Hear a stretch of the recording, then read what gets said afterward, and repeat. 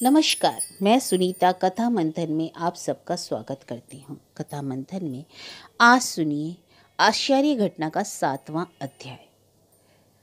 इसके आगे के अध्याय आपको हमारी प्लेलिस्ट से मिल जाएंगे। लिंक एंड स्क्रीन तथा डिस्क्रिप्शन बॉक्स में है। तो चलिए शुरू करते हैं। नौकाडूबी 7वां अध्याय। लेखक रविंद्रनाथ टैगोर। रमेश, यह स्त्री कौन है? योगेंद्र ने कहा। रमेश, मेरी एक आत्मिया है। कैसी आत्मिया? गुरुजन तो जान नहीं पड़ती और प्रेम पात्री भी ना होगी। तुम्हारे जितने आत्मीय हैं उनका नाम तो प्रायः तुमसे सुन ही चुका हूँ। इस आत्मिया के विषय में तो तुमसे कुछ कभी ना सुना। योगेंद्र ने कहा। अक्षय, योगेंद्र, यह तुम्हारा बड़ा अन्याय। क्या मनुष्य के मन में कोई ऐसी बात नहीं रह सकती जो बंधु के निकट भी गोपनीय हो? योगेंद्र, क्या रमेश, सचमुच बात बहुत गोपनीय है? रमेश का मुंह लाल हो गया। उसने कहा, हाँ, गोपनीय है। मैं इस स्त्री के संबंध में तुम लोगों से कुछ नहीं कहना चाहता। योगेंद्र, किंतु दुर्भाग्य दोष से तुम्हारे साथ उसकी आलोचना करने की मेरी विशेष इच्छा है। यदि नलिनी के साथ तुम्हारे ब्याह की बात ना होती तो किसके साथ तुम्हारी ऐसी आत्मीयता है यह जानने की कोई आवश्यकता ना थी। जो गोपनीय है वह गोपनीय ही रहता। रमेश, मैं इतना शपथ पूर्वक कह सकता हूँ कि इस संसार में किसी के साथ मेरा ऐसा संपर्क नहीं है जिससे नलिनी के साथ पवित्र संबंध होने में किसी इस तरह की बाधा हो। योगेंद्र, हो सकता है जिससे तुम्हारी किसी तरह की बाधा ना हो सके, किंतु नलिनी के आत्मीय जनों को बाधा हो सकती है। मैं तुमसे एक बात पूछता हूँ, जिसके साथ तुम्हारी जिस तरह की आत्मीयता हो उसे छिपा रखने का क्या कारण है? रमेश, यदि छिपाने का कोई विशेष कारण ना होता तो मैं अवश्य कह देता। तुम मुझको बचपन से ही जानते हो।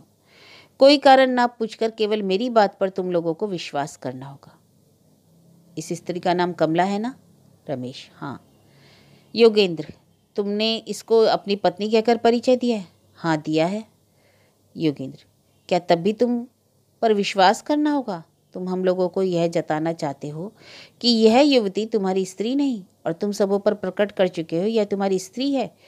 इससे बढ़कर तुम्हारी सत्यता का और क्या प्रमाण हो सकता है? अक्षय, नीति शास्त्र के अनुसार आपका कहना ठीक है, किंतु योगेंद्र भाई, किसी विशेष अवस्था में दो पक्ष के लोगों से दो तरह की बात बोलने की आवश्यकता ही पड़ती है। उसमें सच एक ही बात होती है। हो सकता है रमेश बाबू तुमसे जो कह रहे हैं वही सच हो। रमेश, मैं तुम लोगों से और कुछ नहीं कहता। इतना ही कहता हूँ कि नलिनी के साथ मेरा विवाह कर्तव्य विरुद्ध ना होगा। तुम लोगों से कमला के संबंध की सब बातें खोलकर कहने में भारी बाधा है। तुम लोग भले ही मुझ पर संदेह कर सकते हो, परंतु मैं कमला का भेद प्रकट करने में अभी सर्वथा असमर्थ हूँ। मेरे निज सुख दुख मान अपमान की बात होती तो तुमसे नहीं छुपाता, किंतु दूसरे के प्रति मैं अन्याय नहीं कर सकता। योगेंद्र, नलिनी से इस विषय में कुछ कहा है? रमेश, नहीं, विवाह होने पर कहूँगा। बात ऐसी ही है। यदि वे सुनना चाहे तो उनसे कह सकता हूँ। योगेंद्र, मैं इस विषय में कमला से दो एक बात पूछ सकता हूँ? रमेश, नहीं, हरगिज नहीं।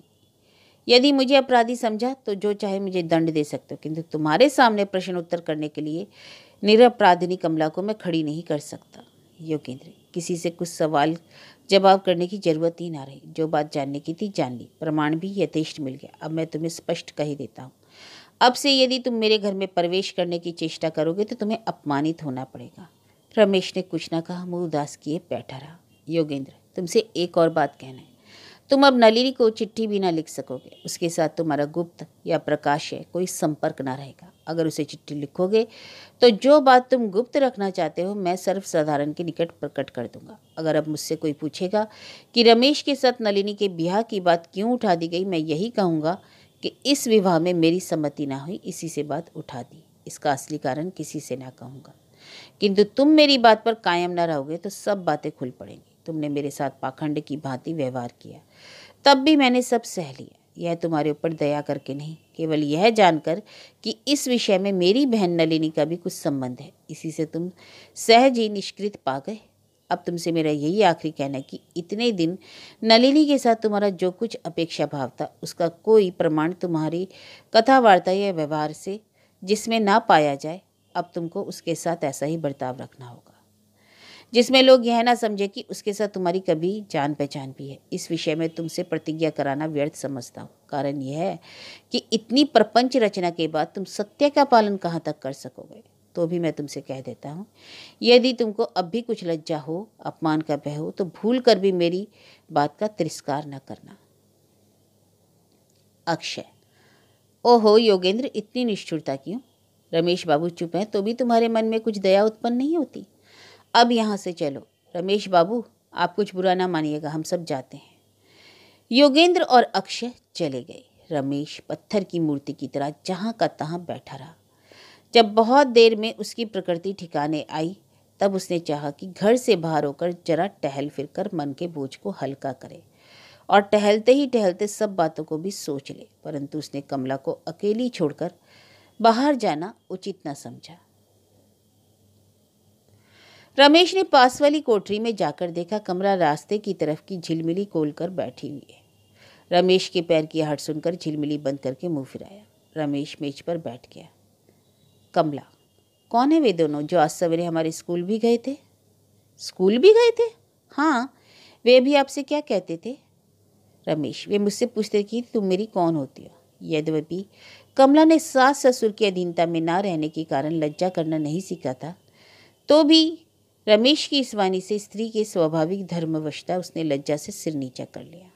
रमेश: मैंने उनसे कह दिया कि तुम मेरी कोई नहीं होती। कमला ने सोचा रमेश उसे व्यर्थ की लज्जा से सता रहा है। उसने मुंह फेर कर जरा तुष्ट से कहा। रमेश को यह चिंता हुई कि कमला से सब बातें खुलकर कैसे कहेगा। रमेश कमला एक चंचल हो उठी, बोली, जा, आपका फल कौवा खा रहा है। यह कहकर वह झट दौड़कर पास के घर में गई और कौवे को भगाकर फल की तश्तरी उठा ले। रमेश के आगे तश्तरी रखकर बोली, क्या आप ना खाएंगे? रमेश को अब कुछ खाने की इच्छा नहीं थी, किंतु कमला के आग्रह ने उसके हृदय को द्रवित कर दिया। उसने कहा, कमला, क्या तुम भी ना खाओगी? पहले आप खाइए। रमेश इस पर कुछ ना बोलकर फल खाने लगा। खाने का कांड समाप्त करके रमेश ने कहा, आज रात को हम देश जाएंगे। कमला नीची दृष्टि करके उदासी के साथ बोली, मैं वहाँ रहना पसंद नहीं करती। तो क्या स्कूल में रहना पसंद करती हो? नहीं, मुझे अब स्कूल में ना भेजे, मुझे बहुत शर्म मालूम होती है। वहाँ की बालिकाएं बराबर में आपकी बातें ही पूछा करती हैं। और तुम क्या कहती हो? मैं कुछ नहीं कहती, वे सब पूछती हैं। तो आपने तातिल में के समय क्यों मुझको स्कूल में रखना चाहा था? कमला अपनी बात पूरी ना कर सकी, उसके हृदय में एक कठिन आघात आ लगा। रमेश, तुमने क्यों नहीं कहा कि वे मेरे कोई नहीं होते? कमला ने क्रोध करके कुटिल कटाक्ष से रमेश के मुंह की ओर देखकर कहा, जाइए, आप कैसी बातें करती हैं, ऐसा मुझे अच्छा नहीं लगता। रमेश ने फिर भी मन ही मन सोचने का क्या करना होगा। उसके मन में भांति भांति की तरंगें उठने लगी। योगेंद्र ने नलिनी से क्या कहा होगा? नलिनी क्या समझती होगी? सच्चा हाल नलिनी से कैसे कहूँगा? नलिनी से यदि मुझको चिरकाल के लिए अलग होना पड़े तो कैसे जीवन धारण करूँगा? ये सब दुस्सह प्रश्न भीतर ही भीतर उसे जला रहे थे। उन सब प्रश्नों की भली भांति आलोचना करने का अवसर उसे नहीं मिलता। इससे वह और भी व्याकुल हो रहा था। इतना उसे मालूम हो गया कि कमला के साथ जो उसका गुप्त संबंध है, वह कलकत्ते में उसके मित्र और शत्रु दोनों दलों में तीव्र आलोचना का विषय होता है। घर घर उसी की चर्चा होती है। रमेश कमला के पति हैं। यह जनरब कुछ दिन में सारे शहर में फैल जाएगा। अब कमला को लेकर कलकत्ते में एक दिन भी रहना रमेश के लिए कठिन हो पड़ा। रमेश को इस प्रकार की भावना में निमग्न देखकर कमला ने कहा, आप क्या सोच रहे हैं? अगर आप देश में रहना चाहेंगे तो मैं भी वहीं रहूंगी। बालिका के मुंह से यह स्नेह भरी बात सुनकर रमेश के हृदय में फिर भारी आघात लगा। उसने सोचा क्या करना होगा। वह अन्य मनसक होकर चिंता करने और कमला के मुंह की ओर देखने लगा। कमला ने गंभीरतापूर्वक कहा, अच्छा, एक बात मैं आपसे पूछती हूँ, कहिए, मैंने जो छुट्टी के दिनों में स्कूल में रहना नहीं चाहा, क्या आप उससे नाराज़ हैं? सच कहिए। रमेश, सच कहता हूँ, मैं तुम पर नाराज़ नहीं, मैं केवल अपने ही ऊपर नाराज़ हूँ। रमेश चिंता जाल से जबरदस्ती अपने को छुड़ाकर कमला के साथ वार्तालाप करने में प्रवृत्त हुआ। उसने कमला से पूछा, कहो, इतने दिन तुमने स्कूल में क्या सीखा? कमला बड़े उत्साह से अपनी शिक्षा का हिसाब देने लगी। जब उसने पृथ्वी को गोल और भ्रमणशील बताकर रमेश को चकित कर देने की चेष्टा की, तब रमेश ने गंभीर भाव धारण कर भूमंडल की गोलाई में संदेह प्रकाश किया। कहा, यह क्या संभव है? वाह, मेरी किताब में तो यही लिखा है, मैंने पढ़ा है। रमेश ने आश्चर्य का भाव दिखाकर कहा, सच कहो तुम्हारी किताब में लिखा है? कितनी बड़ी तुम्हारी किताब है? इस प्रश्न से कमला ने कुछ थरथरा कर कहा, किताब बहुत बड़ी नहीं है, मगर छपी हुई है, उसमें पृथ्वी का चित्र भी है। इसके बाद कमला पढ़ाई का नियम, स्कूल की विद्यार्थिनी और शिक्षिकाओं की बात और दैनिक कार्य का विवरण सुनाने लगी। रमेश का चित्त स्थिर न था, इससे वह बीच बीच में केवल हाँ करता गया। एक आध बार यह भी कह उठता, क्या कहा, फिर कहो। इस पर झुंझलाकर कमला बोली, आप मेरी बात कुछ नहीं सुनते। यह कहकर वह वहाँ से क्रोध दिखाकर उठ गई। अच्छा अच्छा, क्रोध ना करो, आज मेरी तबीयत को कुछ जरा अच्छी नहीं है। क्यों, क्या हुआ आपकी तबीयत को? रमेश, हुआ कुछ नहीं, बीच बीच में कभी कभी मेरी तबीयत दिमाग में शायद अधिक गर्मी पहुंचने के कारण बिगड़ जाती है। ठंडे उपचार से फिर शीघ्र ठीक हो जाएगी। घनानंद बाबू एकांत चित्त से आशा कर रहे थे कि योगेंद्र अच्छी खबर लाएगा, किंतु सब गोलमाल अब सहज ही निपट जाएगा। योगेंद्र और अक्षय जब घनानंद बाबू के पास लौट आए तब उन्होंने सब है दृष्टि से उन दोनों के मुंह की ओर देखा। योगेंद्र ने कहा, मैं नहीं जानता था कि आप रमेश का यहाँ तक इस घर में आने का अधिकार देंगे। मैं जानता तो आप लोगों के साथ उसकी इतनी घनिष्ठता ना होने देता। घनानंद, रमेश के साथ नलिनी का ब्याह होना तो तुम्हें मंजूर था, यह बात तुमने कई बार मुझसे कही भी थी। अगर इस संबंध में तुम्हें बाधा डालनी थी तो मुझे। योगेंद्र, मैं बाधा डालना नहीं चाहता था। क्या इसी से क्या? घनानंद ने कहा, उन दोनों में इस बात के लिए जगह नहीं। वे जहाँ तक अग्रसर होना चाहे होने दो, कुछ बाधा ना दो। क्या, एकदम यहाँ तक अग्रसर? अक्षय ने हंसकर कहा, संसार में कितने ही जीव ऐसे हैं जो अपनी झोंक में आकर अग्रसर हो पड़ते हैं। उन्हें प्रेम संपत्ति का अधिक लालच देना ठीक नहीं, किंतु जो हो गई है सो हो गई। उस बात को लेकर अब तर्क वितर्क करना वृथा है। अब जो कर्तव्य है उसका निरापण करो। घनानंद बाबू ने डरते डरते पूछा, क्या रमेश के साथ तुम्हारी भेंट हुई? हाँ, खूब भेंट हुई। और भेंट क्या पूछते हो, उसकी स्त्री के साथ भी अच्छा परिचय हो गया, योगेंद्र ने कहा। घनानंद बाबू अवाक होकर योगेंद्र का मुंह देखने लगे। किसकी स्त्री के साथ परिचय? योगेंद्र, रमेश की स्त्री के साथ। क्या कहते हो तुम? घनानंद बाबू ने कहा, मेरी समझ में नहीं आ रहा। किस रमेश की स्त्री? योगेंद्र, हमारे रमेश बाबू की। 5-6 मास पूर्व जब वह देश गया था, वह विवाह के लिए ही तो गया था, किंतु वहाँ तो पिता की मृत्यु होने से उसका ब्याह रुक गया। मृत्यु से पूर्व ही उसका ब्याह हो गया था, योगेंद्र ने कहा। घनानंद बाबू चुप होकर माथे पर हाथ फेरने लगे। कुछ देर सोचकर बोले, तो मेरी नलिनी के साथ उसका ब्याह नहीं हो सकता? योगेंद्र, हम सब भी तो यही कहते हैं। घनानंद, माना कि तुम सब भी यही कहते हो, किंतु ब्याह की जो सब आयोजना ठीक हो गई है, इस रविवार को ना होकर अग्रिम रविवार का दिन स्थिर करके सर्वत्र सूचना दे दी गई। फिर उस दिन भी शादी बंद होने की खबर सबके पास भेजनी होगी। योगेंद्र, एकदम बंद होने देने की क्या जरूरत है? उसमें कुछ हेरफेर करके काम चला लिया जाएगा, पर उसमें परिवर्तन करने की तो कोई जगह नहीं है, घनानंद बाबू ने कहा। योगेंद्र, क्यों नहीं है? जहाँ परिवर्तन करना युक्ति संगत होगा वहीं किया जाएगा। रमेश के बदले कोई और वर स्थिर करके आगामी रविवार को ही जैसा होगा कार्य संपन्न कर लेना होगा, नहीं तो हम लोग किसी के सामने मुंह दिखाने योग्य न रहेंगे। यह कहकर योगेंद्र ने अक्षय के मुंह की ओर देखा। अक्षय ने विनय से सिर झुका लिया। घनानंद, क्या इतनी जल्दी वर मिलेगा? योगेंद्र, आप इसके लिए चिंता न करें, किंतु नलिनी को भी तो राजी करना होगा। रमेश का सब वृतांत जानने पर वह अवश्य राजी हो जाएगी। घनानंद, तो जो तुम अच्छा समझो करो, किंतु रमेश में अनेक गुण थे।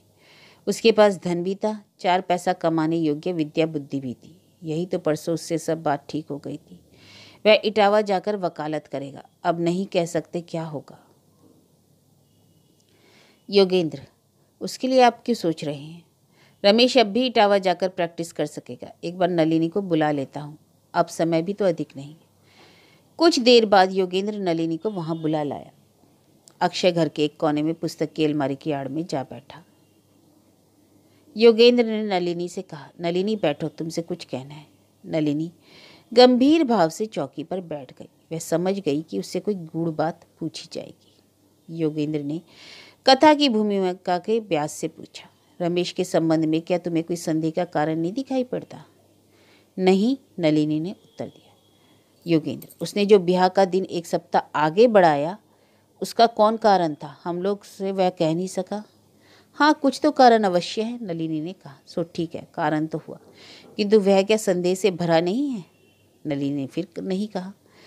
सबसे अधिक रमेश पर ऐसा विश्वास रखने के कारण योगेंद्र ने नलिनी पर क्रोध किया। उसने बड़ी सावधानी से भूमिका बांधी और उससे कुछ फल न हुआ। फिर वह कुछ कड़ी आवाज में कहने लगा, तुम तो बखूबी जानती हो, यही 5-6 महीने हुए रमेश अपने बाप के साथ घर गया था। तब से बहुत दिनों तक उसकी कोई चिट्ठी पत्री ना पाकर हम सब आश्चर्य में पड़ गए थे।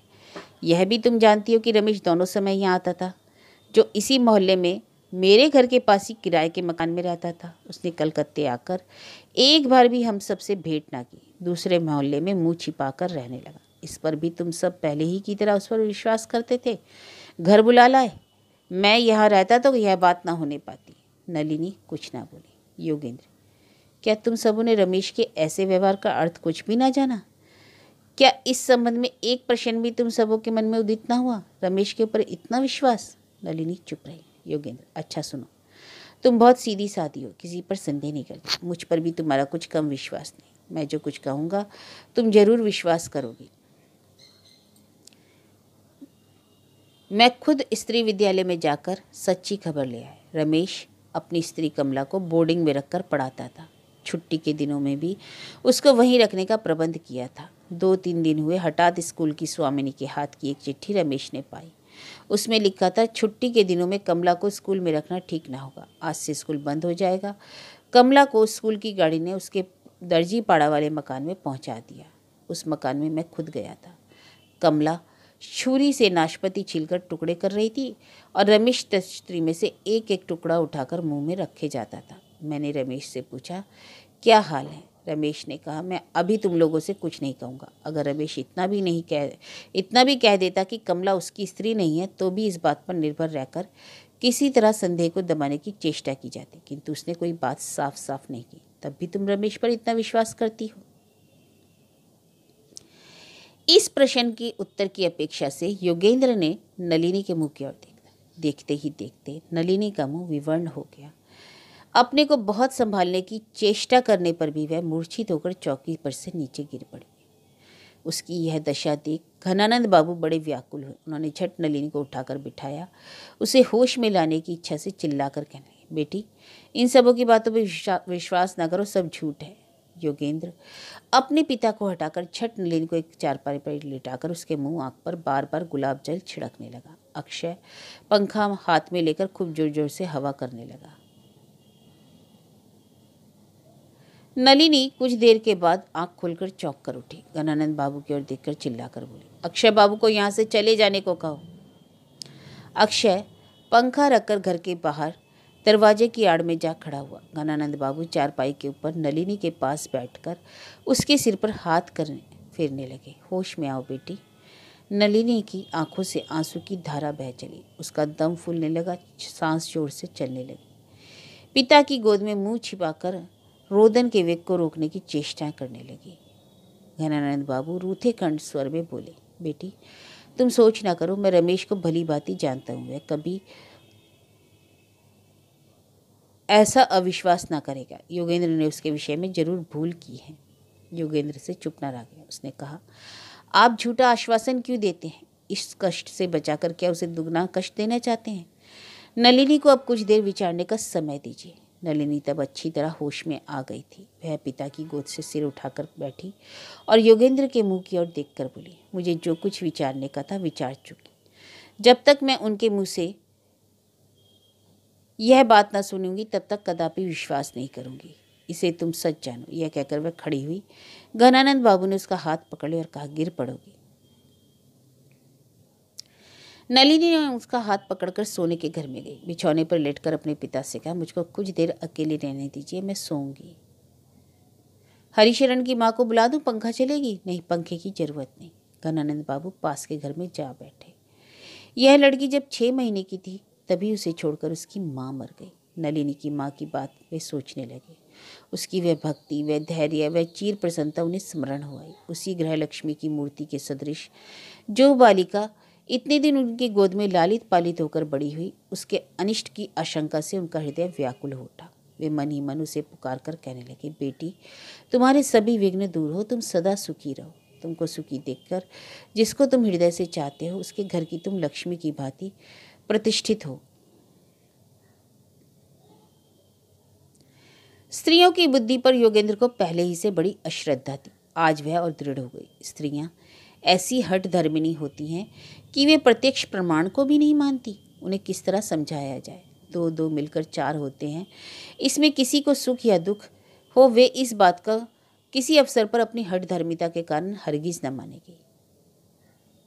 इन सबों के द्वारा संसार का व्यवहार कैसे चलता है, यह योगेंद्र की बुद्धि में न आया। योगेंद्र ने अक्षय को पुकारा। अक्षय धीरे धीरे घर में आया। योगेंद्र ने कहा, सब सुन चुके हो, अब इसका क्या उपाय हो सकता है? भाई, मुझे तो इन सब बातों में लपेटते हो। मैं इतने दिन से इस बखेड़ से एकदम अलग था। तुम आकर मुझे क्यों इस झंझट में उलझाना चाहते हो? अक्षय ने कहा। योगेंद्र, अच्छा, यह सब बातें पीछे होगी। अब नलिनी के पास रमेश के मुँह से वे सब बातें कबूल न कराने से काम न चलेगा। इसके सिवा तो कोई दूसरा उपाय नहीं। अक्षय, तुम पागल हुए हो? कोई अपने मुँह से? अगर वह एक चिट्ठी ही लिख दे और अच्छा हो, तुमको यह भार अपने ऊपर लेना होगा। देरी करने से कार्य सिद्धि में बाधा होगी। अक्षय, अच्छा, मुझसे जहाँ तक जो हो सकेगा मैं अवश्य ही यत्न करूँगा।